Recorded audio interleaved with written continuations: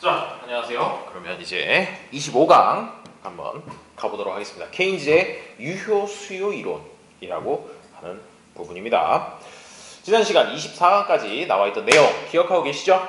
자, 총 지출이라고 하는 녀석을 어떤 식으로 도출했다. 물가가 일정한 수준에 고정되어 있다라고 가정하고 도출하는 부분까지 함께 살펴봤습니다. 그래서 나왔던 식 뭐 이런 거 있었죠. AE라고 하는 것이 Aggregate Expenditure 해서 총 지출이라고 얘기를 했을 때 Consumption 플러스 I 플러스 G 플러스 NX 뭐 여기서부터 이제 도출되었던, 그리고 요 소비라고 하는 것이 가장 크게 영향을 받는 건 가처분 소득. 그래서 A 플러스 요 부분을 고쳐서 A 플러스 B, Y 이렇게 나타낼 수가 있을 것인데, 이 Y라고 하는 녀석도 사실은 뭐가 있어야 된다? 뭐 조세까지 들어간다. 그런 내용이 있으니까 혹시 필요하신 분은 24강 내용 한 번 더 보시면 될 것 같고요. 제가 실강이라면 조금 더 길게 복습을 할 것 같은데 실강은 아니니까 간단하게 이 정도만 말씀드리고요. 이제 25강 내용으로 가보도록 하겠습니다. 자, 교재는 578페이지 보시면 되겠어요. 자, 배경 설명부터 한번 살펴보도록 하죠. 현대적인 거시경제 이론은 1936년 출판된 존 메이너드 케인즈, 제가 따로 시간 내서 설명해 드렸었죠. 케인즈의 일반 이론으로부터 시작되었다고 해도 지나친 말이 아니다. 저도 읽어봤습니다. 아주 내용이 말이죠. 되게 얇아요. 되게 얇은데 어렵더라고요. 그렇습니다. 자, 어느 이론이나 마찬가지겠지만 케인즈 경제학도 그것이 태동했던 시대, 즉 1930년대 이때 뭐가 있었느냐 하면 1차 세계대전 끝나고 2차 세계대전 들어오기 전까지의 기간이 되겠죠. 그때 아주 어마어마한 경제 대공황이라고 불리우는 녀석이 있었죠. Great Depression이라고 부르는 극심한 경기 침체 상태에 빠져 있었고, 정치가들이나 경제학자들은 그곳에서 벗어날 길을 찾으려고 몸부림을 치고 있었다. 그래서 이 케인즈가 사실 혜성같이 나타났죠. 혜성같이 나타나서 해결책이라고 얘기했던 것들이 굉장히 파격적이었는데 그 중에 한 가지 정도만 흥미 위주로 말씀을 드리고 가자면, 케인즈는 이렇게 하자고 얘기를 했어요. 뭐 진짜 100%, 100% 진심이었는지 모르겠지만 커다란 통에다가 옛날 동전들을 잔뜩 모아놓고 그 가치가 꽤나 나가도록 만들어 놓은 다음에 정부에서 아무도 모르게 누구한테도 알리지 않고 그냥 지역 정도만 알려주는 채로 정확한 위치는 비밀에 붙인 채로 시골에다 땅을 파서 묻어놓자. 아주 깊은 곳에다가 묻어놓고 그 다음에 국민들한테 이제 사실을 알리자. 뭐라고? 어떤 지역에 반경 뭐 몇십 킬로미터 되는 요 지역에 어딘가에 어마어마한 금은보화를 묻어 놓았으니 발견하는 사람은 파서 가지시면 됩니다. 이렇게만 얘기하면 경기 침체를 해결할 수 있다라고 얘기를 했어요. 이게 뭔 귀신 씨나 까먹는 소리냐 싶겠지만 사실은 그런 정보가 새어나가면서 그 가치가 얼마나 되는지 그것도 중요하긴 하겠지만 어쨌든 엄청난 가치라고 한다면 분명히 사람들이 거기에 땅속에 묻혀있는 보물을 찾기 위해서 모여들겠죠. 모여들면 그 모여든 사람들을 대상으로 먹을 걸 파는 사람이 생기겠죠. 또 먹을 걸 파는 사람들 뿐만 아니라 숙박도 제공을 해야 되겠죠. 그리고 땅을 팔려면 맨손으로 파나요? 삽도 팔리겠죠. 부터 시작해서 각종 수요 측면에서 분명히 늘어나게 될 것이다. 그걸 이용해서 경기 침체를 벗어날 수 있다. 뭐 이런 내용의 얘기를 한 바도 있었던 것이죠. 자, 방금 얘기한 그 부분에서 핵심은 뭐냐? 수요를 만들어내는 것이 바로 경기 침체를 해결하는 방법이다 라고 하는 부분이에요. 그 이야기를 유효수요 이론이라고 이름을 붙였습니다. 자, 그런데요, 그 중간쯤 보시면 유효수요 이론 해가지고 굵은 것이 보이시죠? Effective Demand Theory를 통해 문제의 핵심이 바로 수요의 부족이 있다고 주장했다. 요즘은 경제학을 배운 지 얼마 안 되는 사람조차 수요 부족으로 인해 경기 침체가 발생한다는 것 정도는 알고 있다. 하지만 이 양반이 얘기하기 직전까지만 해도 고전학파가 경제학계를 지배하고 있었고, 경제학계 그 고전학파 같은 경우에는 세이의 법칙, Say's Law라고 하는 세이의 법칙을 절대적으로 신봉하고 있었어요. 이 내용이 뭐냐면 한마디로 정의를 할 수 있습니다. 거기 밑줄도 하나 그을게요. 몇 줄 더 내려가면 큰 따옴표 보이시죠? 공급은 스스로의 수요를 창조한다. 거기다가 밑줄 그리고 동그라미 별표 해주시고, 자, 이게 세이의 법칙이에요. 그래서 고전학파 케인즈 나오기 전까지 완벽하게 신봉되고 있던 문장입니다. 공급이 스스로의 수요를 창조한다. 그러니까 물건을 만들어서 어떻게 팔지 고민할 필요 없다. 만들기만 하면 무조건 사갈 사람은 있다. 물론 물론 산업혁명 이후에 경제가 발전하는 과정에서 초기에는 당연히 이 말이 맞아요. 만들어 놓기만 하면 누군가는 필요해요. 왜? 아무도 가지고 있는 것이 별로 많지 않았던 시절이기 때문에 무조건 만들기만 하면 팔리는 거는 거의 확실했던 것이죠. 그래서 이 세이가 얘기했던 공급은 스스로의 수요를 창조한다 라고 하는 거는 계속해서 맞았었는데 문제는 무엇이었느냐? 경제대공황 때였죠. 경제대공황, 아까도 말씀드렸지만 1차 세계대전 끝나고 2차 세계대전 들어오기 전까지라고 이렇게 말씀을 드렸는데 1차 세계대전 때 전쟁 물자를 왕창 만들었겠죠. 미국에서 만들다가 전쟁이 끝나고 나니까 그 군수 공장들이 다 어떻게 했겠어요? 더 이상은 총알이나 폭탄이 옛날만큼 팔리지가 않는 겁니다. 그러다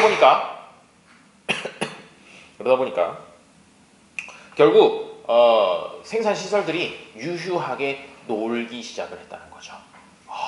만들었는데 사가는 사람이 없다.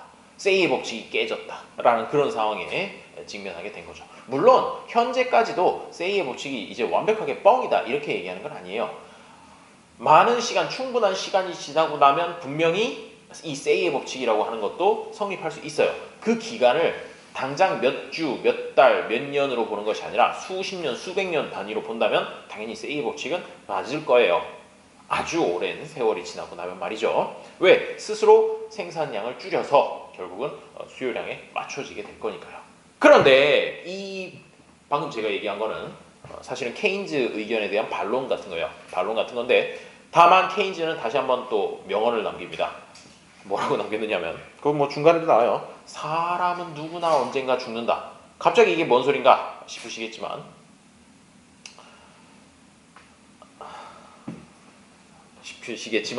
그거는 무슨 얘기냐면요. 방금 얘기할 때 세이의 법칙이 맞는 게 아주 긴 시간 내에서는 분명히 맞는다라고 얘기했지만 아주 긴 시간이 지나는 동안에 이미 사람은 다 죽고 고통은 받을 대로 다 받았고 결국 문제가 해결된 거는 본인 스스로는 못 느끼고 후대나 돼야지 느낀다. 그러면 그게 무슨 경제정책이냐라고 케인즈가 얘기를 한 것이죠. 유명한 이야기예요. 자, 그렇습니다. 계속 볼게요. 케인즈는 이 세이의 법칙이 맞지 않는 이유로서 뭘 얘기했느냐면 바로 경직성을 얘기했어요. 경직성이라고 하는 거, 뭐 경직 그럼 딱딱하다라는 뜻이죠. rigidity라고 얘기를 하는데 현실을 보면 독점이나 장기 계약의 존재 제일 마지막 줄이에요. 제일 마지막 줄 578페이지 제일 마지막 줄 보시면 현실을 보면 독점이나 장기 계약의 존재 그리고 노동조합의 영향력 등 여러 요인으로 인해 임금의 신축성이 제약을 받고 있으며 그렇죠. 장사 잘 된다고 임금 팍팍 올려주는 것도 아니고 장사 안 된다고 임금 팍팍 깎는 것도 아니죠. 사실 현실에서는.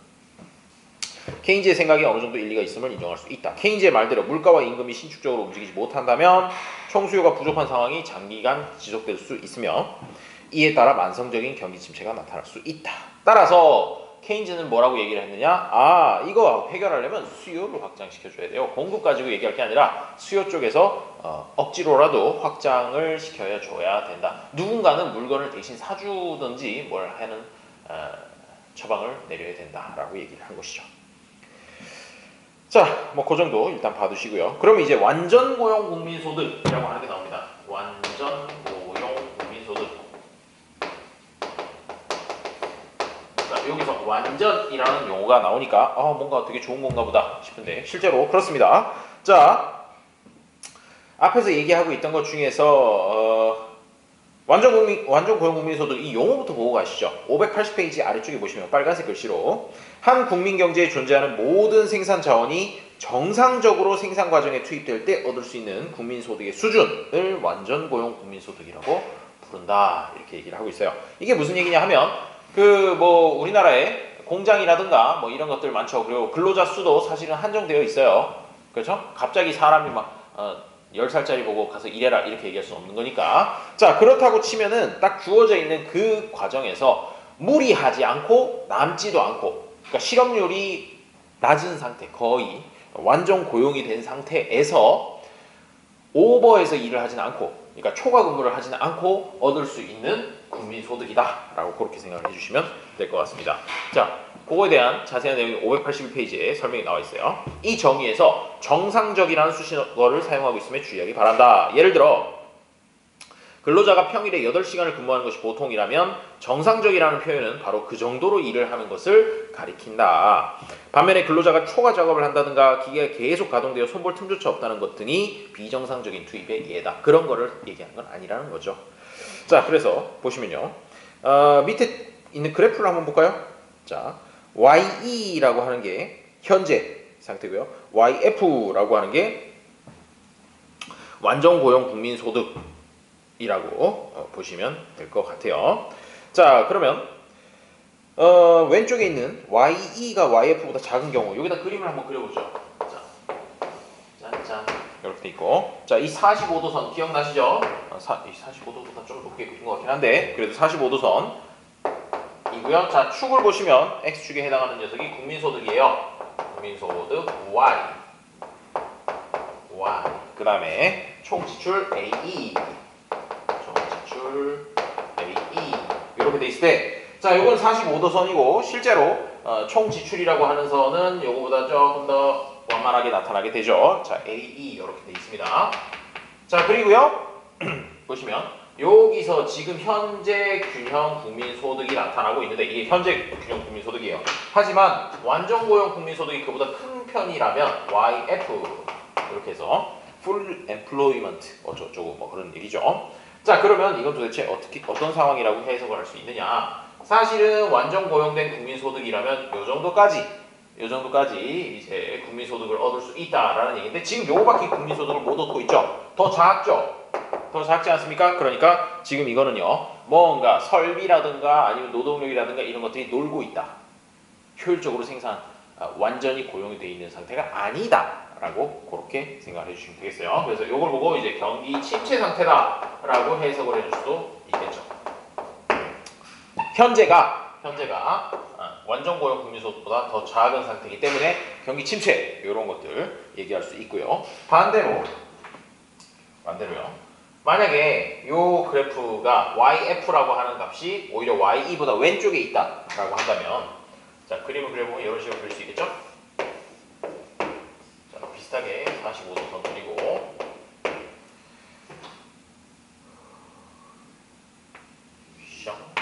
이렇게 돼서, 자, 요만큼이 땡땡땡땡 내려서 YE 현재 균형 국민소득이고요. 완전 고용 국민소득이 이거보다 왼쪽에 있다면 이렇게 해서 YF 이런 상태라면 이거 완전 고용 국민소득보다 지금 더 높은 국민소득을 얻고 있단 말이에요. 이건 어떤 경우에 그럴 수 있겠습니까? 일시적으로 무리해서 오버해가지고 생산을 한다든지 그렇게 되면 가능할 수 있겠죠. 자, 그 정도로 보시면 될 것 같고요. 그러니까 거기다가 그래프에다가 581페이지 1번 그래프에다가는 경기 침체, 2번에는 지금 뭐 호황? 호황? 뭐 그 정도로 적어두시면 될 것 같아요. 자, 그리고 넘어가 봅시다. 쭉쭉쭉 보시면 자, 아까 그림 1번 왼쪽에 있는 그림의 경우에 어디를 보시면 되냐면 582페이지 중간쯤에 막 그 4컷 만화 있고 그 오른쪽 편에 고전파 경제학자들은 그림 1에서 보는 것과 같은 경기 침체의 상황이 물가의 신축적인 조정을 통해 자동적으로 해소될 것이라고 믿었다. 그들은 경기가 침체되면 팔리지 못한 상품들이 쌓이면서, 자, 물건이 쌓였으니까 어떻게 되겠어요? 물가가 떨어질 거라고 생각할 수 있죠? 자, 물가가 떨어지기 시작할 것이라고 말했다. 제22장에서 본 것처럼 물가가 떨어지면 실질 자산 효과에 의해 소비 지출이 늘어나게 된다. 이는 곧바로 총 지출의 증가로 이어지고 그 결과 AE 곡선은 위쪽으로 이동하기 시작한다. 물가가 충분히 떨어져 총 지출 곡선이 M점을 지나게 되면 새로운 균형, 그러니까 AE가 요 1번 곡선이죠. 요게 올라간다는 얘기예요. 올라가서 어떻게 얘랑 평행하게 가는데 요 점까지 가면 이제 다시 완전 고용 국민소득 수준으로 옮겨갈 수 있다라고 얘기를 했던 것이죠. 그런데 실제로 이런 일이 일어났나요? 아니에요. 대공황 때 이 기작이 전혀 작동하지를 않았습니다. 전혀 작동하지를 않으면서 실제로 이 총지출이라는 게 그냥 내비둬 가지고는 안 올라갔던 거죠. 자, 그것이 당시 고전파 경제학자들이 가졌던 생각이었다. 그러나 케인즈는 여기 나오네요. 밑줄 별표. 장기적으로 우리는 모두가 죽고 만다. 사람이 영원히 사냐? 언제까지 기다릴 건데? 라고 이런 유명한 말로 고전파 경제학자들에게 야유를 보냈다. 얼마나 긴 시간이 걸릴지 모르는 물가의 신축적 조정에만 의존해 경기 침체의 문제를 해결하는 태도가 합리적일 수 없다. 그거 기다리다가 늙어 죽을 수도 있다. 실제로 수십 년 동안이나 어려움을 겪을 수도 있긴 있다는 얘기예요. 그는 불황이 스스로 치유되기를 기다리기에는 이로 인한 현실의 고통이 너무나도 크다는 점을 지적했다. 더군다나 물가의 신축성이 실제로는 그리 크지 못하기 때문에. 그렇죠. 물가가 그렇게 막 오늘 좀 안 좋네? 무슨 주가도 아니고 오늘 안 좋네? 떨어졌다가 오늘 좋네? 그러면서 슉 올랐다가 그런 것도 아니잖아요. 그렇죠? 자, 그렇기 때문에 그와 같은 조정이 그리 쉽게 이루어질 수가 없다. 따라서 경기 침체에 탈출할 수 있는 유일한 방법은 얘가 물가가 떨어져가지고 올라가길 기다리는 게 아니라 억지로라도 AE를 올리긴 올려야 된다는 거죠. 그러면 이 AE라고 하는 게 구성된 거 C, I, G, NX 이렇게 네 가지 중에서 사실은 제일 편하게 올릴 수 있는 방법이 뭐겠습니까? 의지만 갖고 올릴 수 있는 거 바로 G예요. G. G가 뭐죠? 정부 지출. 정부 지출을 늘려서 총 지출을 늘리고 그렇게 해서 AE 곡선을 올려서 균형 국민 완전 고용 국민 소득까지 올리겠다라는 것이 바로 케인즈의 해결책이었던 것이죠. 소름이에요.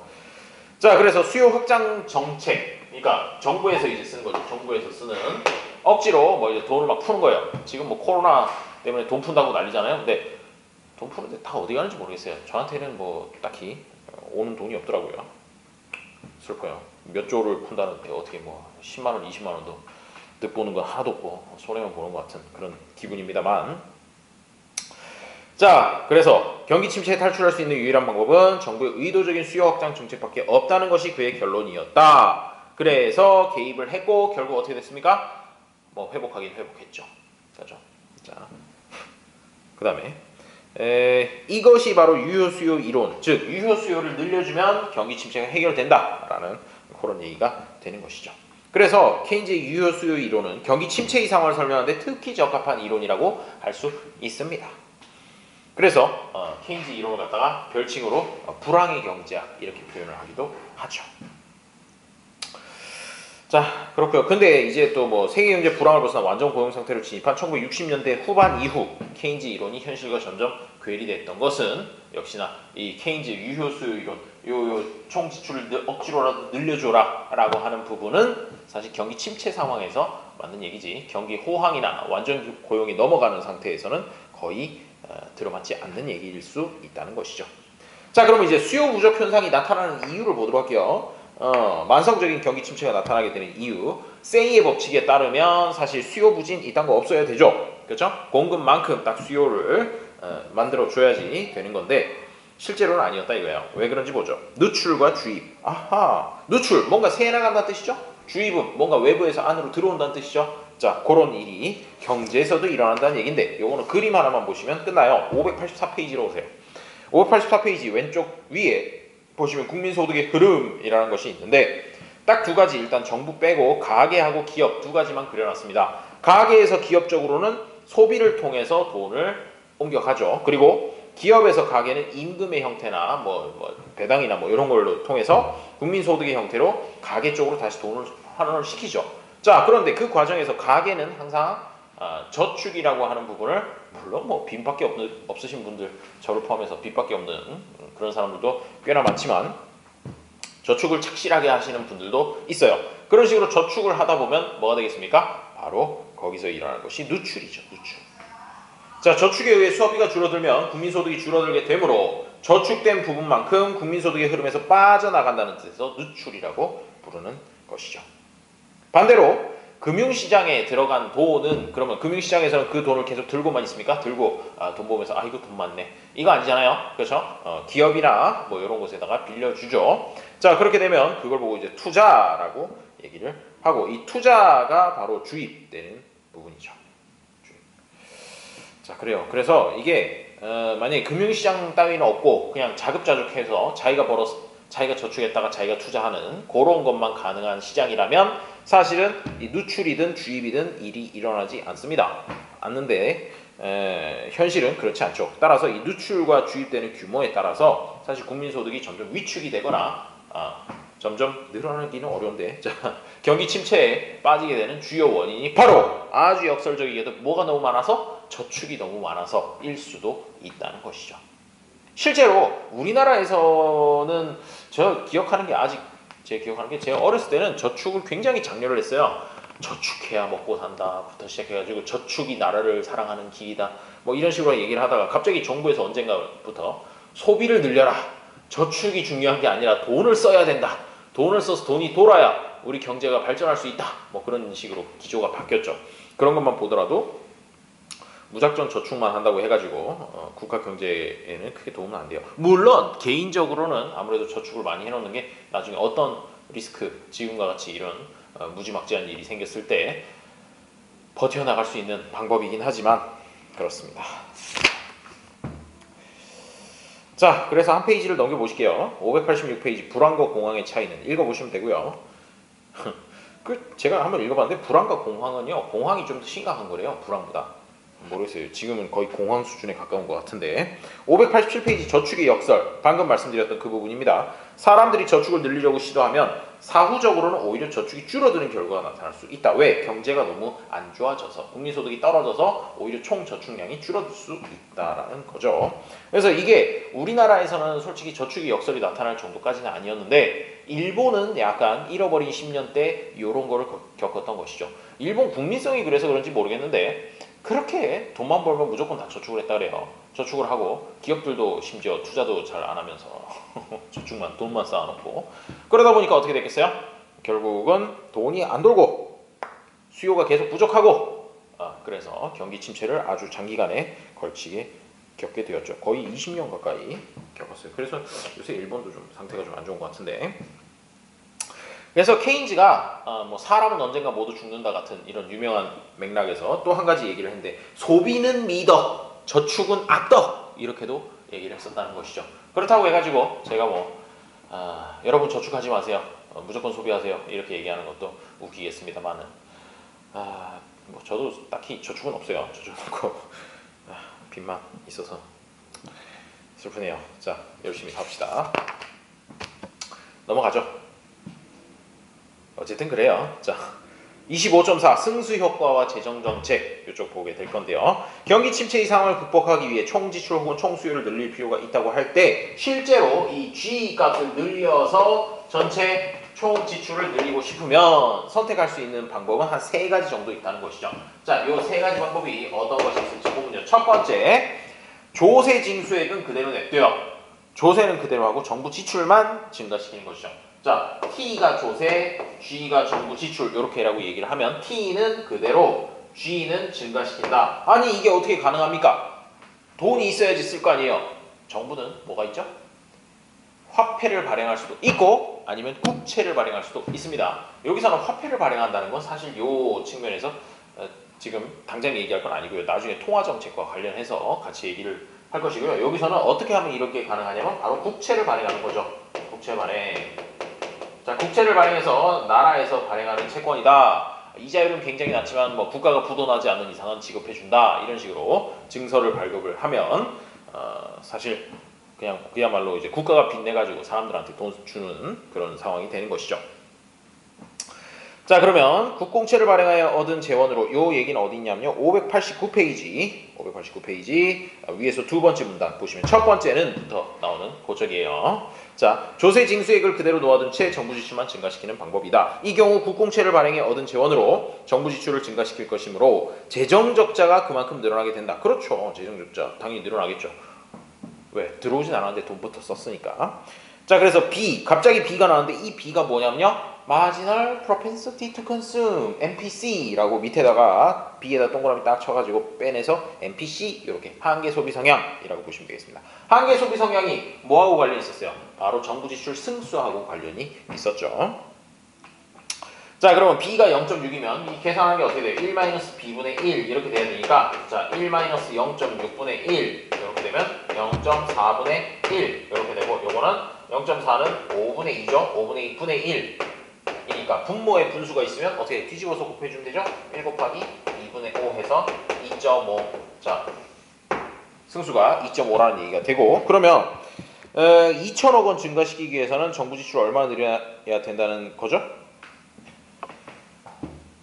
800억만큼 증가시켜야 된다는 것이죠. 그렇게 계산해 볼 수 있어요. 자, 두 번째 방법은요. 이거 좀 그래도 좀 지울게요. 첫 번째 방법은 국채 발행해서 하는 방법이 있었고요. 두 번째 방법은 뭘 깎아줄까요? 조세 감면. 그래요. 이번에는 T를 줄여요. 그리고 G는 그대로 둬요. 자, 그렇게 되면 얼마만큼 이 세금을 깎아줘야 똑같이 2천억이라는 효과를 얻을 수 있느냐? 요 T라고 하는 거 지난 시간 기억나시겠지만 약간 지수, 즉 승수가 달랐어요. 1-B분의 마이너스 B 이렇게 들어갔었죠. 자, 그럼 여기다 또 대입을 해봅니다. 1 플러스 0.6분의 마이너스 0.6. 자, 그럼 0.4분의 마이너스 0.6 이렇게 되고 마이너스 1.5라는 값을 얻을 수가 있어요. 즉 2천억 원만큼 해주기 위해서는 얘를 줄이는데 얼마만큼 줄여야 되느냐? 1333억을 줄여야 되는 것이죠. 1333억의 세금을 깎아줘야 돼요. 얘는 아까 800억을 늘려주면 됐어요. 800억을 국채를 찍어가지고 발행해주면 됐다는 것이죠. 자, 차이가 있죠. 그렇죠? 이때는요 정부 적자가 800억이 되는데 이때는 정부 적자가 1333억이 되는 거예요. 똑같은 효과를 얻기 위해서. 물론 이론적이긴 하지만. 자, 그리고 마지막으로는요 균형 재정 유지하면서, 즉 세금을 늘려서 그 세금 가지고 재정 지출을 하는 그런 부분인 것이죠. 자, 그랬을 때는 얼마만큼이었어요? 무조건 균형 재정 승수라고 하는 거. 3번 T는 늘리고 G도 늘리고 똑같은 양만큼 늘린다 라고 했을 때는 2천억만큼을 세금을 더 걷고 정부 지출도 해줘야 되는 것이죠. 자, 그럼 이 세 가지 방법이 전부 다 2천억 원만큼 이 국민소득을 늘리는 방법이라고 했을 때 정책 결정자라면 어떤 판단을 내리게 될까요? 장단점이 있어요. 첫 번째, 국채 발행한다? 아무래도 조세는 안 건드리기 때문에 요거는 행정부 단독으로 하기가 쉽습니다. 조금 비교적 쉽다는 거예요. 물론 뭐 눈치 안 보고 막 무작정 찍어냈다가 이제 그 국회에서 두들겨 맞죠. 자, 그리고 금액 자체도 800억만 늘리게 되면 2천억이 늘어나는, 그러니까 그 이 승수도 일반적으로 가장 크다라는 그런 장점은 있고요. 다만 요 2번 같은 거를 좋아하는 사람 같은 경우는 뭐냐면 어차피 정부 무능한데 세금 뭐 하려고 그렇게 많이 걷냐? 세금을 차라리 안 걷는 게 정부에서 발생할 수 있는 비효율성을 줄일 수 있는 거 아니겠냐. 이게 비록 1333억이나 세금이 줄어들지만 그만큼 민간 부분이 더 효율성이 좋지 않냐, 뭐 이렇게 얘기할 수도 있다는 얘기예요. 그건 이제 그때그때 이제 상황에 따라 달라지는 거죠. 그리고 균형 재정? 이거 말이 쉽지. 한번 생각해 보세요. 2천억을 세금을 더 걷어요? 와우. 욕 엄청 먹죠. 자, 욕 엄청 먹고 그리고 2천억을 또 풀어요? 어떻게 풀 건데? 세금 낸 사람한테 환급해주나? 환급해주는 거 아니에요. 환급해주는 거 아니고 정부 자체 나름대로 뭐 계획을 짜가지고 예산을 집행한답시고 하니까 그 과정에서 또 비효율이 발생할 거 아니냐라는 이런 어마어마한 반발에 직면할 수 있습니다. 여러모로 힘들다는 얘기예요. 자, 그렇습니다. 어쨌든 그럼에도 불구하고 경기 침체가 너무 심각하면 이 세 가지 방법 중에 하나, 방금 얘기한 거랑 규모는 다르겠지만 그런 정책을 펼쳐야 되는 것이죠. 그런 의미에서 코로나 관련해서 11.7조 추경한다. 그게 뭐 하는 거예요? 이거 세금 더 걷는 거 아니고, 세금 더 걷는 거 아니고, 사실은 지금 보면은 세금이 좀 많이 거치는 편이거든요. 세입이 세출보다 많아요. 그렇기 때문에 1번 방법에 사실상 제일 가깝다고 보시면 되는 거죠. 그리고 또 물론 1번 방법만 쓰는 게 아니라 2번 방법, 뭐 세금 깎아준다 이런 부분도 분명히 검토는 하고 있을 겁니다. 그런데 2번 같은 경우 세금을 줄이려면 또 이제 그냥 행정부만 가지고 할 수 있는 게 아니죠. 국회하고 이제 세법도 바꿔야 되고 여러 가지 문제점이 많긴 합니다. 자, 그래요. 그래서 정부 부문의 크기라고 하는 것도 사실은 뭐 고려해야 될 요소 중에 하나죠. 자, 590페이지로 한번 가보실게요. 전염병의 경제학이라고 얘기를 하는데 어이쿠야, 지금 보니까 되게 그래요. 자, 흑사병의 참상이라는 그림도 나오는데 참 14세기 초중반 유럽 전역을 거의 한 3년간에 걸쳐가지고 흑사병이 싹 쓸었죠. 싹 쓸어서 여기는 뭐 4분의 1이라고 얘기하는데 사실은 뭐 한 3분의 1 정도는 죽었다고 해요. 그래서 근데 잘 읽어보면 결론이 무슨 뭐 대규모의 전염병으로 인한 경제활동의 위축이 생각만큼 크지는 않았다는 사실이다라고 얘기를 하는데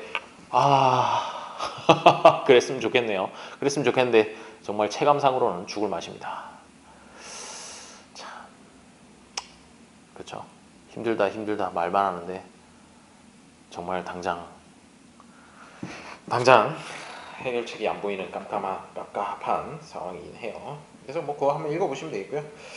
근데 제 생각에는 이 컬럼도 약간 그 고전파 경제학자들과 비슷한 오류를 범하고 있는 것이 아닌가. 그 이후에 일어나는 어떤 수십 년간의 트렌드 이런 것만 얘기를 했는데 사실 당장 급한 거는 요번 달, 다음 달, 올해까지가 관심이 있고 분명히 이런 일이 있었을 때 단기적으로 충격을 받게 되면 그 단기적으로 충격을 견디지 못하는 사람들이 이미 다 도태가 됩니다. 도태가 돼버리고 그 다음에 도태되고 나서 남은 사람들이 다시 경제학이란다. 경제 지표 이런 것들이 반영이 되는 것이다 보니까 사실 장기적인 추세에서는 올라간다고 볼 수 있겠죠. 크게 보면 뭐 거의 다윈의 자연선택설 같은 그런 느낌이네요. 그러려면 되게 잔인한 얘기지만 결국 이 어려움을 겪고 버티고 살아서 좋은 날이 올 때까지 살아야 된다. 갑자기 그 말이 생각이 나네요. 강한 놈이 살아남는 것이 아니라 살아남은 놈이 강한 것이다 라고 하는 그런 부분 얘기를 다시 한번 말씀드리면서 사실 뭐 경제학 시간이니까 그런 것도 생각해 볼 수 있겠죠. 25장은 좀 짧아요. 25장은 좀 짧고 미리 말씀드리지만 또 26장은 꽤 긴 강의가 될 것 같군요. 뭐 그래봐야 1시간이면 될 거예요. 1시간이면 되고 자 25강 들으시느라 수고하셨고요. 26강은 조금 찬찬히 봐서 한 2개 정도 파일로 나눠서 업로드를 하도록 하겠습니다. 자 그리고 그 예정한 대로 한 35강 정도 수준에서 마무리를 지을 예정이에요. 그래서 앞으로도 한 40분짜리가 평균적으로 해서 35강까지로 구성된다. 보시면 될 것 같습니다. 자 오늘 고생하셨고요. 좀 이따가 26강도 한번 촬영해 보도록 하겠습니다. 이만.